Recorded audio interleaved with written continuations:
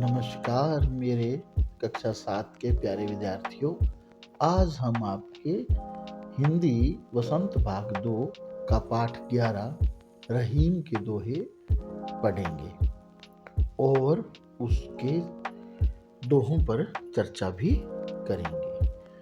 आपको दोहों के बारे में अर्थ व व्याख्या से रूबरू कराने जा रहा।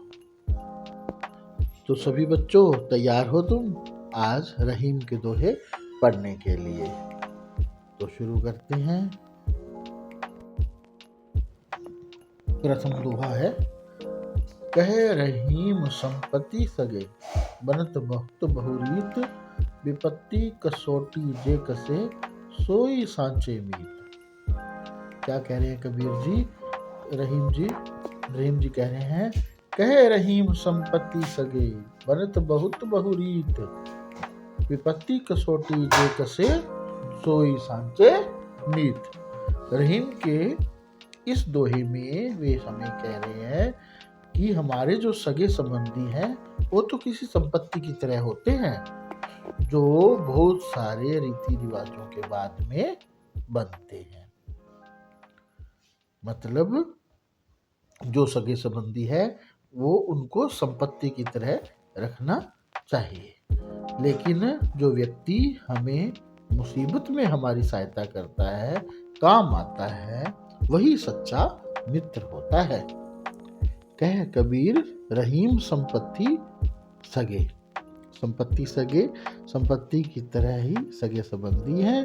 बनत बहुत बहुरीत, बहुत सारे रीति रिवाजों के साथ बनते हैं। विपत्ति कसोटी जे कसे, विपत्ति जब मनुष्य पर पड़ती है उसकी कसौटी पर जो कोई भी खरा उतरे, मतलब हमारी सहायता करे, मुसीबत में हमारे काम आए, तेई साचे मीत। मीत मतलब मित्र। तो मित्र और संबंधियों की व्याख्या रहीम जी ने बहुत ही कम शब्दों में, सटीक शब्दों में कही है। संपत्ति और सगे। दूसरे दोहे में रहीम जी कहते हैं, जाल परे जल जात बही, तजी मीनन को मोह, रहीमन मछली नीर को, तऊ न सांचती छो।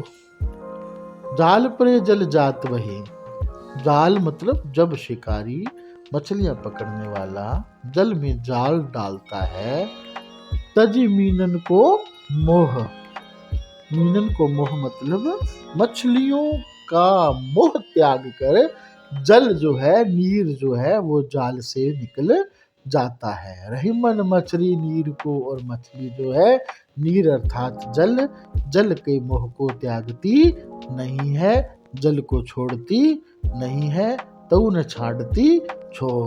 और इस प्रकार से जल का मोह न त्यागने के कारण अपना जीवन त्याग देती है। तो रहीम जी मछली और जल की मोह का वर्णन हमारे सामने कर रहे हैं कि किस प्रकार मछली जल का मोह रखते हुए जल को छोड़ नहीं सकती और जाल में फंसकर जीवन त्याग देती है, और उसी प्रकार जो जल है वो मछली का मोह नहीं रखता है और वो जाल में से बाहर निकल जाता है। इस प्रकार इस दोहे के माध्यम से रहीम जी ने सच्चे प्रेम का वर्णन किया है।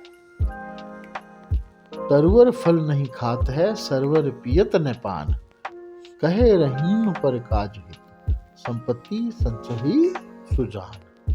तरुवर अर्थात वृक्ष, खात मतलब खाता है, नहीं मतलब नहीं। तरुवर फल नहीं खाते, तरुवर अर्थात वृक्ष फल, अपने फल कभी नहीं खाता है। और सर्वत पियत न पान, सरवर मतलब नदी तालाब सरोवर जो होते हैं वो अपना पानी कभी नहीं पीते हैं।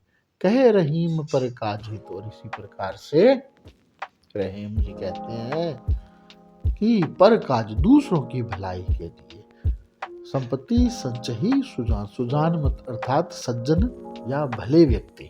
जो सज्जन और भले व्यक्ति होते हैं वो संपत्ति को संचित करते हैं दूसरों की भलाई के लिए। इस प्रकार से तरवर और सरवर के माध्यम से कबीर रहीम जी ने बड़ों की, सज्जन व्यक्तियों की, सुजान व्यक्तियों के बारे में हमें बताया है। इस प्रकार रहीम जी ने वर्णन किया है। थोथे बादर क्वार के जो रहीम गहरात, धनी पुरुष निर्धन भय करे पछिली बात। तो इस प्रकार से रहीम जी कहते हैं कि थोथे बादल क्वार के अर्थात गर्मी और सर्दी के मध्य के जो समय के जो बादल गरजते हैं, ऐसे गहराते हैं, पता नहीं कितनी ही बरसात करेंगे, लेकिन वो घुम घुमा कर ही रह जाते हैं, बरसात नहीं कर पाते। इसी प्रकार धनी पुरुष निर्धन भय करे पछिली बात, अर्थात जो पहले धनी व्यक्ति थे आज गरीब हो गए हैं, निर्धन हो गए हैं, तो वो पुरानी बातें बता कर, बड़ाई कर के अपनी पुरानी बातों को बताते हैं, जिनका कोई भी अर्थ, कोई भी मोल मतलब नहीं होता है।